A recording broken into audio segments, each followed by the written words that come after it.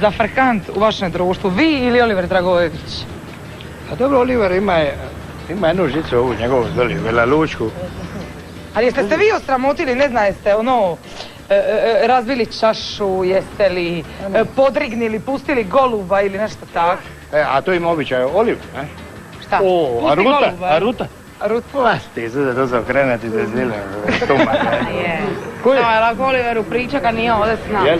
Znaš šta mi je napravio nam? Zove mene na radio Split nego da dođemo ja, on i Grašo. Zoran. I sad oni dva dođu, ali ja imam ići na jednu feštu dole u Kaštila, govorim, ko jebe kurac, mene briga da dole na Janci. I ja pustim, i ja na Gradele penčer, a čuje radio. I sad oni dva pričaju. I sad ovi govori, diva je treći. Kad je bukle. A ovi govori išao u Kaštila, ima nekog pričasti i nešto, nema prijatelja, ali govori ima je problema, je u čer, bija je sa ženom, u Plijansku ulicu kupi vina. I govori, nosi mu žena, meni žena nosi mlade 5 litara, temišani, govori, moram vas dati mi 10 litara vina. A ova govori sa pultom, govori, čekajte, ovo je 5 litara. Kaže, ulite 5 litara u Demižanu, a 5 u muž. U majku ti.